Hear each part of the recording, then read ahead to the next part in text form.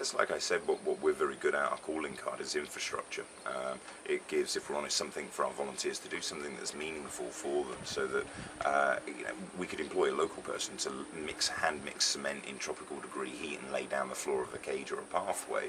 But I think it's that great take home for the volunteer that they're like, okay, it may only be a brick or it may be 1,000 bricks, but I put that there and it will be walked over by bears, orangutan or crocodiles. So that's stuff that really I've learned since I've been at Matang, is how to build.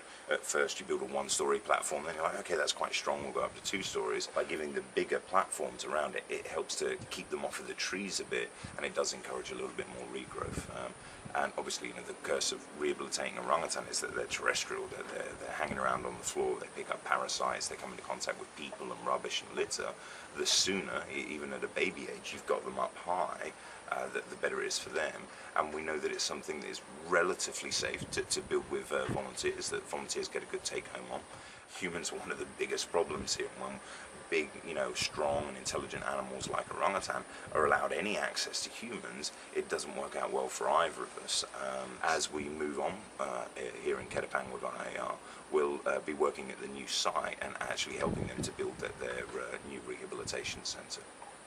We actually didn't know what it was to have volunteers around and everything. And I think it's been a great experience. First, because this is contributing to the project itself in terms of funds.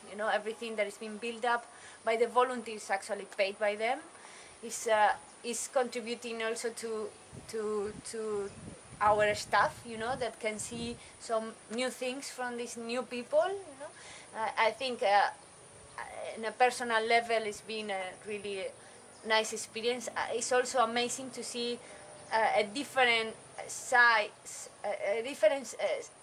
of what is volunteering for orangutans, because I was very opposed to have volunteers here because of the reason that most of the people that want to work with orangutans, they just want to hug them, and it's not good, especially for the rehabilitation process. So it's amazing to see that actually we can look for a benefit from the volunteers to the project, to the conservation of the orangutans, without having to risk for transmission of diseases, for getting the animals used to so many different people. And so I think it's a great experience, actually.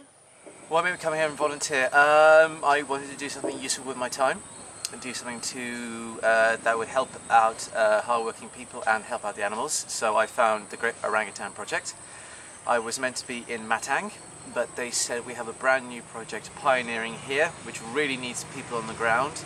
It'll be hard work, but really rewarding. Do you want to do it? And I said yes, and so I've ended up here in Ketapang. It's been fantastic. The team's great. Leo and Dom are fantastic supervisors who are great mates as well as bosses. We can actually see the physical difference that we're making every day, and there's continuous progress, so there's no sense of what are we doing here. We're always really happy.